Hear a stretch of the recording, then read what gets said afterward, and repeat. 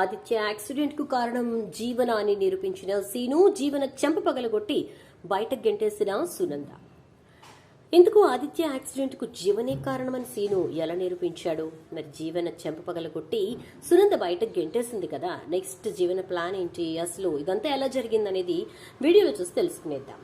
పాపిమా జీవన జ్యోతి రాబోయే ఎపిసోడ్స్ లో జరగబోయే కథను ముందుగా తెలుసుకోవాలి అనుకుంటే వీడియోనైతే లైక్ చేసి ఛానల్ ను సబ్స్క్రైబ్ చేసి పక్కనే బెల్ ఐకాన్ లో ఆల్ ట్యాప్ చేయడం మాత్రం మర్చిపోకండి. మొత్తం మీదకి చూసుకున్నట్లయితే కనుక ఆనంది ఇంకా ఆదిత్య ఇద్దరు కూడా ఎయిర్పోర్ట్ కి బయలుదేరిపోయారు. అయితే జీవన అనుకున్న ప్లాన్ ప్రకారం ఉదయాన్నే కార్ బ్రేక్స్ అయితే తీయించేసింది. అలా తీయించిన తర్వాత ఇక ఇద్దరు కలిసి ఆ ఎయిర్పోర్ట్ కి వెళ్తూ ఉండగా జరిగిన యాక్సిడెంట్ తో ఆనంది కొంచెం బాగానే రికవర్ అవుతుంది త్వరగానే. ఇక ఆదిత్య మాత్రం చాలా క్రిటికల్ కండిషన్ లోకి వెళ్లిపోతాడు. ఇక అది చూసినటువంటి డాక్టర్ అయితే చాలా సవివరంగా చెప్తాడు, మీరెట్టి పరిస్థితుల్లోనూ కంగారు పడద్దు, ఆదిత్యకు తగిలిన దెబ్బల కంటే లోపల ఇంజ్యూర్ అయినటువంటి తను పడుతున్నటువంటి ఇబ్బంది ఎక్కువగా ఉంది అని చెప్పేసరికి ఇక ఆదిత్య బాధ గురించి ఆలోచిస్తూ ఇంట్లో వాళ్ళంతా చాలా చాలా పానిక్ అయిపోతారనమాట. ఇంకా అలా పానిక్ అవుతున్నటువంటి సిచ్యుయేషన్లో ఇక ఆనంద్ దగ్గరికి వచ్చి సునంద కొంచెం ధైర్యంగా ఉండు, ఎట్టి పరిస్థితుల్లోని ఏం కాదు, నువ్వే ధైర్యం కోల్పోతే ఎలాగా అని చెప్పి కాస్త ధైర్యం చెప్తుంది. అలేఖ్య కూడా అక్కడికి వస్తుంది.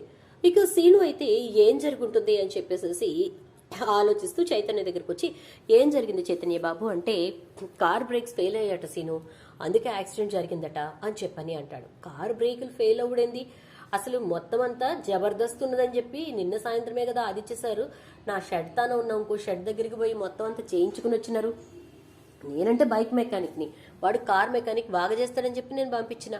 మరి గస్మంటిది గట్లెట్లా బ్రేకులు ఫెయిల్ అవుతాయి అని పట్టుకుంటే అప్పుడు నాకు విషయం తెలుస్తుంది అని చెప్పని అంటాడు ఇక శ్రీను. అయితే అలా అనుకున్నటువంటి సీను ఇక వెంటనే ఎవరైతే ఆదిత్య వాళ్ళ కార్ని మొత్తం అంతా చెక్ చేశాడో అతని దగ్గరికి వెళ్ళి, ఏరా నిన్న నువ్వు కార్ అంతా చెక్ చేసి మంచిగుంది అని చెప్పినావు కదా, ఎటువంటి ఇబ్బంది లేదని చెప్పినావు కదా, మరి మా ఆదిత్య బాబు కార్కి యాక్సిడెంట్ జరిగింది, గది కూడా ఎందుకో తెలుసా, కారు బ్రేకులు ఫెయిల్ అయినాయట అనగానే, ఏం మాట్లాడుతున్నావురా సీను, నేను చక్కగా చేసిస్తే కార్ బ్రేకులు ఫెయిల్ అయినే దానికి నేను కారణం అంటావేంటి, ఎవరైనా కార్ బ్రేకులు ఫెయిల్ చేసిస్తారా ఏంది అంటే, ఏం మాట్లాడుతున్నారా అంటే, మరి అంతే కదా, నేను చక్కగా మొత్తం అంతా కండిషన్లో పెట్టించిన బండిని నువ్వేమో కార్ బ్రేకులు ఫెయిల్ అయినాయి అంటుండే, అయితే ఎవరైనా కార్ బ్రేకులు ఫెయిల్ చేసి ఉండాలి లేదా తీసేసి ఉండాలి, లేదంటే గనక ఇక దానికి సంబంధించి నాకైతే ఏం తెలియదు అని చెప్పేసి అంటాడు. అంటే నువ్వు చెప్తున్న దాన్ని బట్టి నువ్వు చేసిన ప్రకారంగా కార్ బ్రేక్స్ అయితే ఫెయిల్ అవ్వవా అంటే, లేదురా చాలా మంచిగా ఉన్నాయి, అందుకనే కదా నేను అప్పచెప్పింది అని చెప్పని అంటాడు. అయితే ఆ మాటలు విన్నటువంటి శ్రీనుకి ఏం మాట్లాడాలో అర్థం కాక ఇక ఇంటికి బయలుదేరతాడు. ఇంటికి బయలుదేరినటువంటి శ్రీను ఆలోచిస్తూ ఉంటాడు, ఎవరు ఇట్లాంటి పనులు చేసేటోళ్ళు ఉన్నారు, ఒకవేళ ఎవరైనా ఆదిత్యబాబు కార్ బ్రేకులు ఫెయిల్ చేయాలి అనుకున్నట్లయితే గస్మెంట్ అవసరం ఎవరికున్నది, అలేఖ్య గట్ల చేయడు. కారణం ఏంటంటే అలేఖ్యకు ఆదిత్యబాబు అంటే చాలా ప్రేమ, కాబట్టి నాతోని కోపంగా గుస్సగా ఉంటదేమో తప్ప ఆదిత్యబాబు కార్ బ్రేకులు ఫెయిల్ చేయడు, ఆనంద అమ్మాడికి ఇబ్బంది పెట్టుడు, గిస్మెంట్ చేయదు అని చెప్పని అనుకుంటూ ఉంటాడు. ఇక ఇంకెవరు ఉంటారా అని అనుకుంటూ ఉంటే ఈలోపు సీనుకి ఒక ఫోన్ వస్తుంది.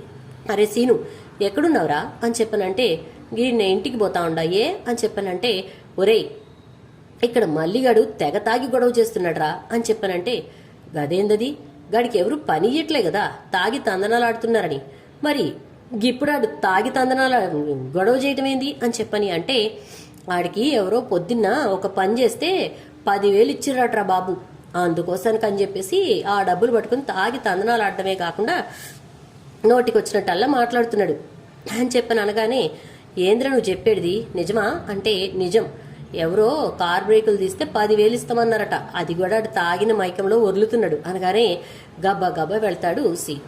అలా వెళ్ళినటువంటి సీను ఇక వాడిని పట్టుకుని పిచ్చి కొట్టుడు కొట్టి, నిజం చెప్పరా, ఎవర్రా నీకు డబ్బులు ఇచ్చింది, ఎవరు కార్ బ్రేకుల్లో నువ్వు తీసింది అని చెప్పేసి ఇక గొడవ పడతాడు శ్రీను. నాతో నేనెందుకు చెప్పాలరా నీకు, అది ఎవరో ఇల్లు వచ్చి నన్ను అడిగింది, నేను చేసి పెట్టినా, నాకు డబ్బులు ఇచ్చింది, నా డబ్బులతో నేను తాగితే నీకేందిరా బాధ అని చెప్పేసి అంటూ ఉంటాడు. అనేసరికి నువ్వు తాగుడు గురించి ఎవరు మాట్లాడిర్రా ఇక్కడ, నువ్వు అర్జెంటుగా నాకు ఎవరింటి నువ్వు కార్ బ్రేకులు తీసినవో, నీకు ఎవరు డబ్బులు ఇచ్చిండ్రో నాకు అది కావాలి, చల్ నడు అని చెప్పేసి సీను ఇక లాక్కుని వెళ్తాడు. వెళ్ళేసరికి ఇక అతను మళ్ళీ గబగబా జీవన్ వాళ్ళ ఇంటి దగ్గరికి తీసుకొచ్చి ఆపి, ఇగో ఈ గేట్లోంచి లోపలికి పోయినా ఆడనే కారు పెట్టుంది, ఉదయం 7 గంటలకి నేను వచ్చి బ్రేకులు తీసేసిన, ఆమె బయట నుంచుని అంతా ఓకే అని చెప్పినాక ఇక్కడ బ్రేకులు తీసిన అంటాడు. ఆమెనా, ఎవరామె, ఎట్లుంటది అనగానే, ఎట్లుంటదంటే నాకేమో చుట్టమా పక్కమా నేను చెప్పనీకి అని చెప్పని అంటే, సరే అయితే ఫోటో చూపిస్తే చెప్పగలుగుతావా అని అనగానే, గట్లయితే చెప్పగలను అని చెప్పని అంటాడు. అప్పుడెప్పుడో ఫ్యామిలీ అందరూ కలిసి తీసుకున్న ఫోటో ఉంటే అది చూపించి జీవనం చూపిస్తాడు. ఇదిగో ఈ మేడమే నాకు 10,000 ఇచ్చింది బ్రేకులు తీసినందుకు అనగానే ఇక సీనుకి చాలా కోపం వస్తుంది. మళ్ళీ కొట్టుకుంటూ తీసుకెళ్తాడు.